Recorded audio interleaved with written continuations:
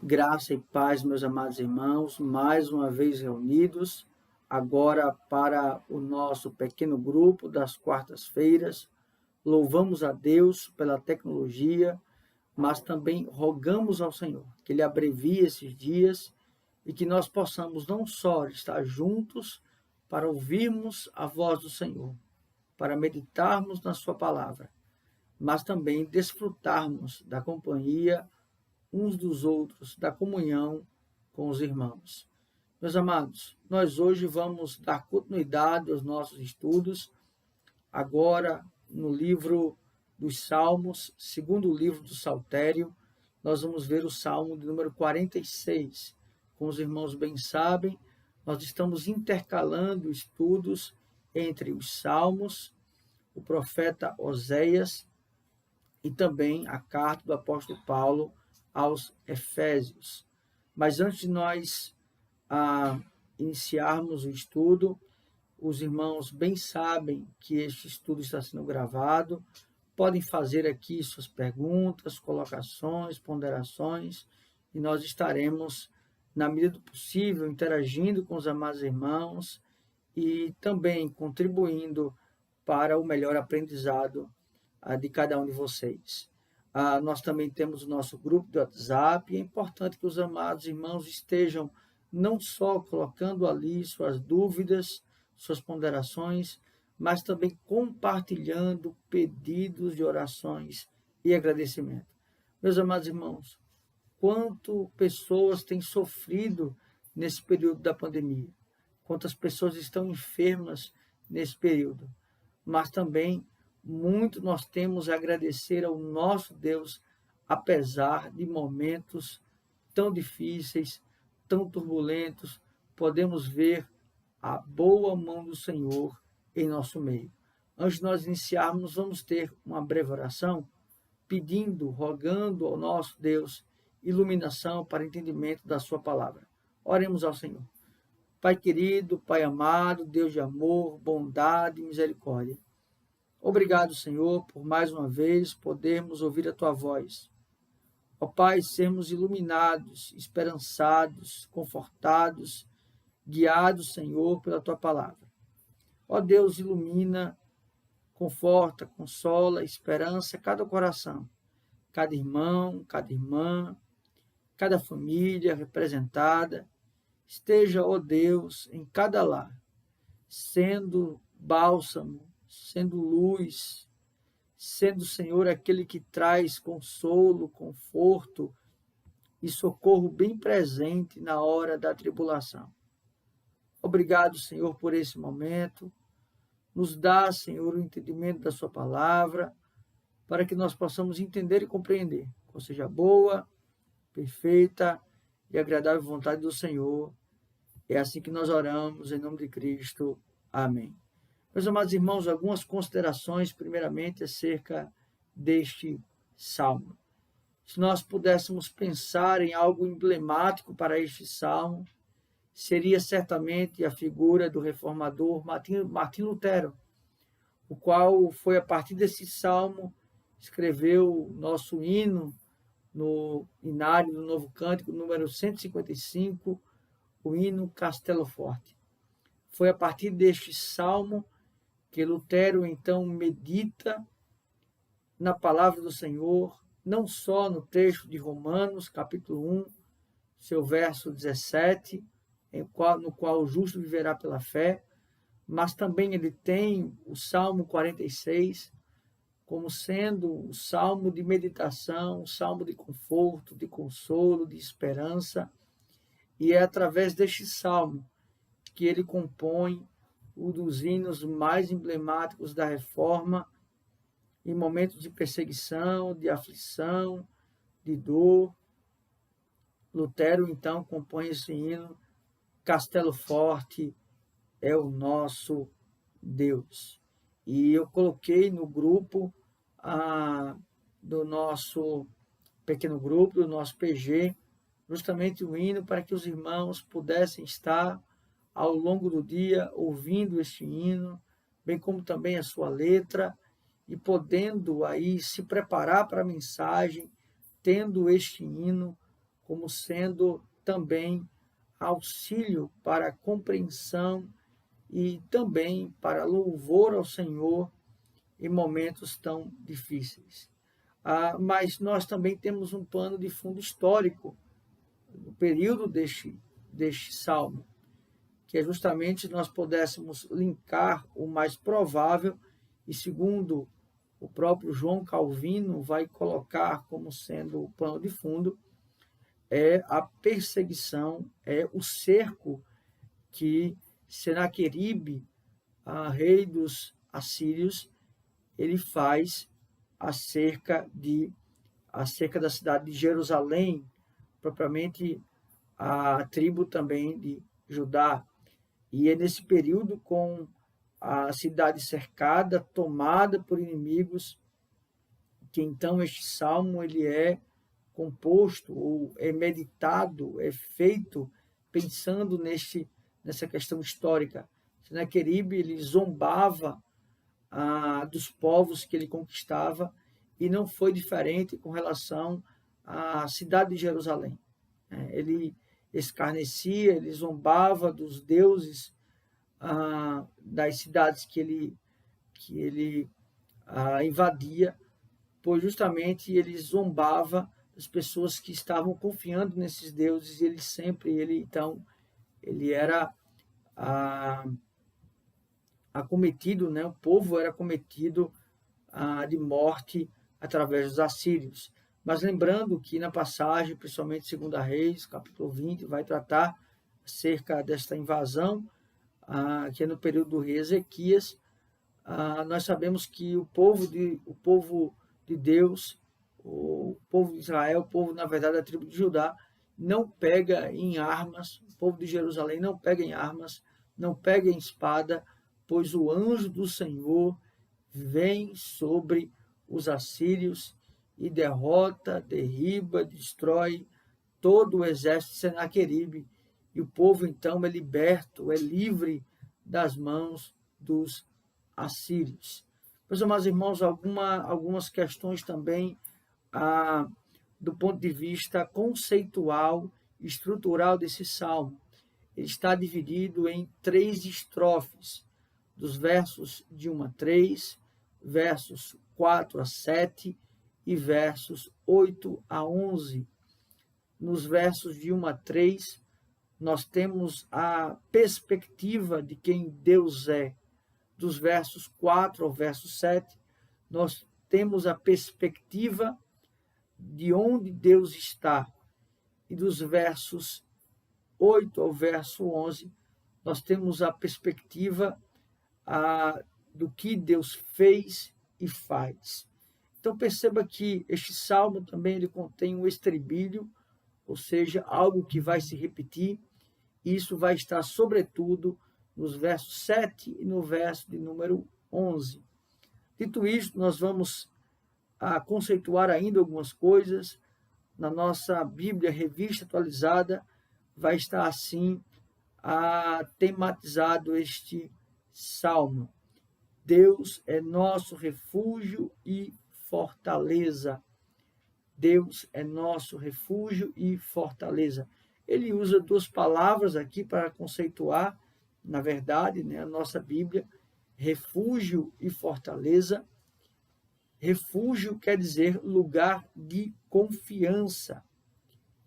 E fortaleza quer dizer lugar impenetrável, ou seja, impossível de transpor. Então, aqui revela confiança e poder, ou seja, Deus, ele é aquele em quem nós confiamos e aquele que possui todo o poder. Então, a nossa versão, ela compõe muito bem esta temática em colocar, né, de ponto de vista temático, estas 2 palavras. Na questão de apresentação do salmo, nós temos ao mestre de canto dos filhos de Corá em voz de soprano, cântico. Aqui, então, é um salmo de composição para o templo e, sobretudo, os filhos de Corá. Quando ele coloca aqui aos filhos de Corá em voz de soprano, quer dizer, em voz aguda, ele está nos dizendo que este cântico é um cântico para ser entoado mais por voz feminina. E qual é o motivo disso? Qual é o contexto em relação a isso? É justamente porque a voz feminina é uma voz que ela tem muito mais penetração no sentido de inculcar na mente ou ser um tom de voz que vai ser de mais fácil para memorização. Ou seja, um timbre de voz, um tom de voz que vai fazer com que aquelas pessoas tenham, então, a concepção de sempre ter na mente, na cabeça, este cântico, este salmo. Dito isto, nós vamos então agora, verso a verso, tratando o salmo, como sempre fazemos, e extrairmos aquilo que Deus então falará ao nosso coração. Assim diz o salmo: Deus é o nosso refúgio e fortaleza, como nós bem frisamos. Ele agora vai tratar acerca de quem Deus é, dos versos 1 a 3.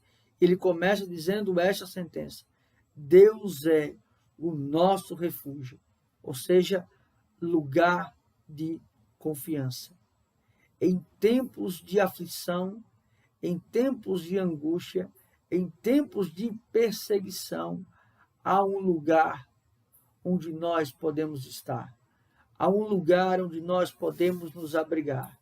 Há um lugar onde nós podemos nos proteger ou, na verdade, sermos protegidos. Este lugar é no Senhor. Então, aqui ele é o nosso refúgio, lugar de confiança, ou seja, aonde eu me abrigo. Eu me coloco então debaixo das asas do Senhor.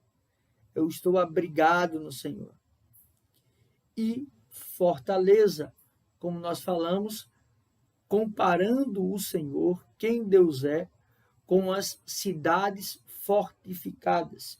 Lembrando que Jerusalém está sobre um monte, e este monte também existiam os fortes, ou cidades muradas, cidades fortificadas. E quando nós pensamos em fortalezas, é justamente porque as fortalezas ou cidades fortificadas eram cidades difíceis, de difícil acesso, de difícil possibilidade de invasão, muito complicado de se penetrar. Então nós vamos observar que Deus também é esta fortaleza, ou seja, ele é impenetrável, ele é estar sobre a proteção de Deus, o poderio de Deus, estar debaixo de suas asas, significa também estar protegido. Ou seja, os inimigos, os adversários, eles não poderão nos atingir, porque nós estamos debaixo, guardados na fortaleza. Deus é nossa fortaleza. Socorro bem presente nas tribulações. Socorro bem presente nas tribulações. Quando ele fala deste socorro bem presente nas tribulações, ele quer dizer que constantemente, diariamente, Deus está presente em nossas vidas. Ele está sempre a nos acolher e ser aquele que constantemente está à disposição para a nos acolher, nos consolar. E a tribulação aqui muitas vezes é angústia. Um coração atribulado é um coração angustiado, é um coração com medo, é um coração que teme o que vai lhe acontecer, o que vai então vir sobre a sua vida. Aqui também demonstra a fragilidade do ser humano. O quanto o ser humano é frágil, o quanto o ser humano é dependente do Senhor, o quanto o ser humano é inconstante. Ele carece de Deus, ele carece da sua graça, da sua misericórdia, do seu amor, do seu cuidado, do seu zelo. Muitas vezes temos a impressão de sermos tão fortes. Ora, nós não somos fortes. Forte é o nosso Deus. Castelo forte é o nosso Deus. Ele é o nosso refúgio. Ele é o nosso socorro bem presente na hora da tribulação. Ou seja, nele eu posso buscar socorro. Percebe quando nós usamos dessa palavra e pedimos socorro a alguém?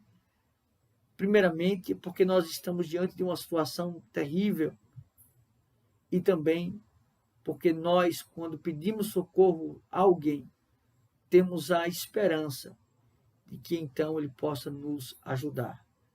E Deus é este socorro, é o nosso auxílio bem presente, dia a dia, constantemente, ele está para nos socorrer. Mas ele fala esta concepção de Deus. Mas ele vai ter um aspecto conclusivo em relação a isso. Portanto, não temeremos. É como se ele apresentasse conceitualmente, em alguns termos, quem é Deus. E aí, devido a esta figura de Deus, ele diz: portanto, não temeremos, ainda que, perceba, ter a ciência, a consciência, a convicção de quem Deus é, sendo esse socorro bem presente na hora da angústia, sendo esta fortaleza, sendo este refúgio, ainda que, percebe, o fato de eu compreender o ser de Deus, conhecer e reconhecer a Deus, este ato não vai ser medido pelas circunstâncias, porque ele vai dizer, ainda que a terra se transforme e os montes se abalem no seio dos mares, ele vai dizer, ainda que a terra transtorne, ou seja, terremotos. Ele vai falar, ainda que a terra ela mude de lugar, ainda que, por exemplo, os montes se abalem no seio dos mares, ou seja, que aconteça um deslizar da terra, ainda que isso aconteça, ainda que as águas tumultuem e espumejem, e na sua fúria os montes se estremeçam, ainda que isso tudo aconteça, Deus é socorro bem presente nas tribulações. Percebe? Ele fala aqui também essa concepção da terra estremeceu, dos terremotos, maremotos, os montes sendo cometidos as águas. Aí ele fala de toda essa circunstância natural que venha a abalar o ser humano. Isso é um estado, primeiramente, depois da queda no Éden. Ele fala de um estado pós-queda, porque se há também terremotos, maremotos, os males naturais Isso também é fruto do pecado original no Éden. Mas perceba que, ainda que essas assolações, ainda que estes problemas, ainda que a terra seja abalada por terremotos, por maremotos, o Senhor é socorro bem presente nas tribulações. Então, a minha confiança em Deus, este refúgio bem presente, esta fortaleza que é o Senhor, nós não podemos medir pelas circunstâncias. E então ele apresenta aqui quem Deus é. Refúgio, fortaleza, socorro bem presente nas tribulações. Ainda que eu perca trabalho, ainda que pessoas queridas nos deixem, o luto, ainda que eu seja cometido de uma doença, o Senhor é socorro bem presente na hora das tribulações. Verso 4 agora, até o verso 7. E lembrando que o primeiro estribilho que eu falei, a repetição, está no verso 3. Nós vamos ver isso lá no verso 7 daqui a pouquinho. Verso 4 até o verso 7 agora, ele vai tratar aonde Deus está. Há um rio cujas correntes alegram a cidade de Deus, o santuário das moradas do Altíssimo. Aqui ele vai estabelecer aonde está Deus. Primeiramente, nós temos que lembrar o seguinte: há um rio cujas correntes alegram a cidade de Deus. A cidade de Deus, ou o santuário das moradas do Altíssimo, é Jerusalém, em primeira instância. Então, aqui é em Jerusalém onde está o templo, é em Jerusalém que é guardada a Arca da Aliança, é em Jerusalém que há, então, a figura do sumo sacerdote. Então, a cidade de Deus, em princípio, seria Jerusalém. O seu povo, o povo de Deus no Antigo Testamento. Então, Deus habita no meio do seu povo. A habitação de Deus é no meio do seu povo. No Antigo Testamento, ele habitava justamente no templo, mas também aqui ele fará uma alusão também à igreja. Ele vai tratar aqui acerca de há um rio cujas correntes alegram a cidade de Deus. Aqui ele fala de uma obra do rei Ezequias em relação, porque Jerusalém não tinha rio, mas ele faz então com que as águas cheguem em Jerusalém.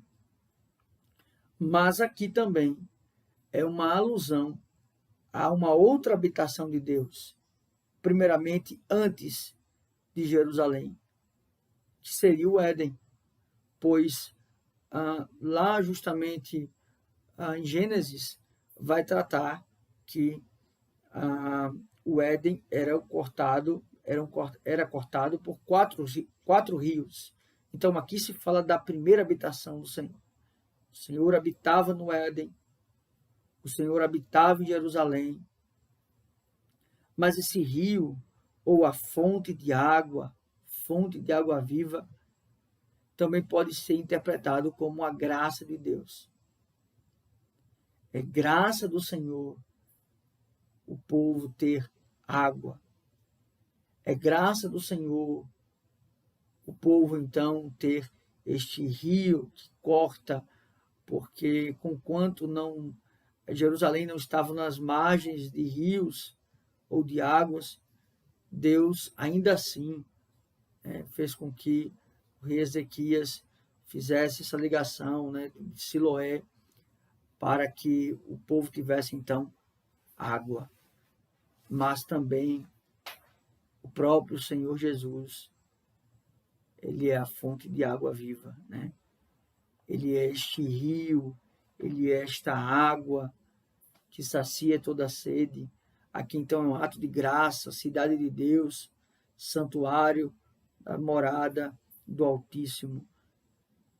Aqui nós podemos então interpretar para hoje a igreja do Senhor. Deus está no meio dele, no meio dela, jamais será abalada, jamais sofrerá dano.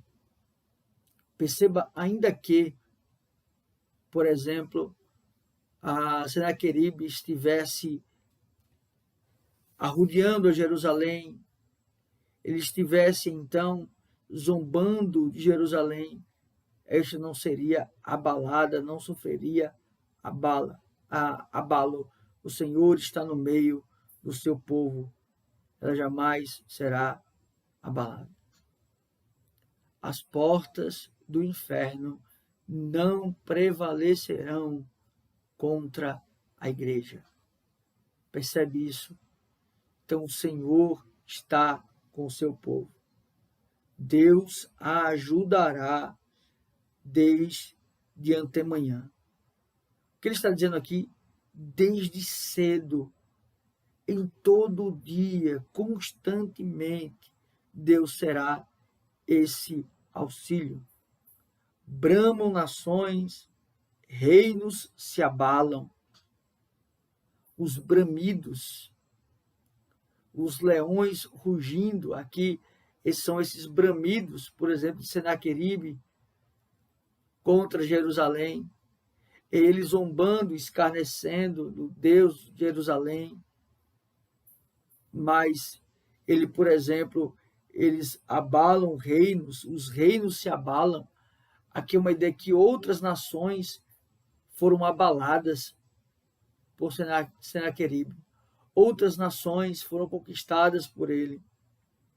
Ele faz ouvir a sua voz e a terra se dissolve.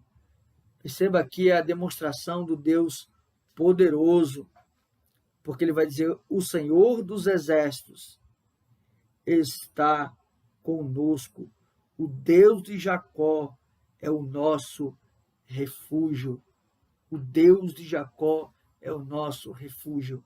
Ora, por que ele destaca o Deus de Jacó? Primeiramente é trazendo a figura dos patriarcas, mas é nos dizendo o Deus da aliança, o Deus que prometeu, ele é fiel para cumprir. Então, o Deus de Jacó é o nosso refúgio. Dos versos 8 ao verso de número 11. Ele agora chama o povo. Venham ver, testemunhar, testificar das maravilhas que o Senhor fez. Venha ver, ó Jerusalém, o que Deus então fez, pois não foi necessário pegar em armas ou em espadas para que o exército assírio fosse destruído. O Senhor manda um anjo e destrói os soldados assírios. Ou seja, é uma convocação para que o povo então veja o que Deus fez e faz. E a maior maravilha é que não só o Senhor libertou o povo da mão dos assírios ou do Egito, mas ele nos libertou do pecado, da condenação eterna. Nós fomos transportados para o reino do Filho do seu amor. Vinde, ele vai dizer, contemplai as obras do Senhor, que assolações efetuou na terra. Ele põe termo à guerra até aos confins do mundo. Quebra o arco e despedaça a lança. Queima os carros no fogo. Percebe que Aqui, então, ele está dizendo que não há exército que possa conter, ou parar, ou cessar o poder de Deus. Não adianta os arcos, ou escudos, ou espadas que venham contra o povo de Deus, que venham contra os eleitos do Senhor. Não há inimigos que possam se levantar, que sejam capazes de penetrar, destruir o povo de Deus, pois o Senhor é poderoso. Ele quebra o arco, ele queima os carros, ele destrói todos os exércitos. Tudo isso para o louvor da sua glória. Este é o Deus da aliança. Este é o Deus de Abraão, Isaque e Jacó. Este é o Deus do proto-evangelho. Este é o Deus que prometeu vitória, redenção ao seu povo. Perceba que então ele vai trazer: aquietai-vos e sabei que eu sou Deus. Aquietai-vos. Aqui é a concepção de que nada se precisa fazer. Eu não preciso agir com as minhas próprias mãos. Eu não preciso fazer justiça com as minhas próprias mãos. Pois o Deus que é refúgio e fortaleza, socorro bem presente na tribulação, ele destrói, ele derriba, ele traz a sua justiça. Fique quieto.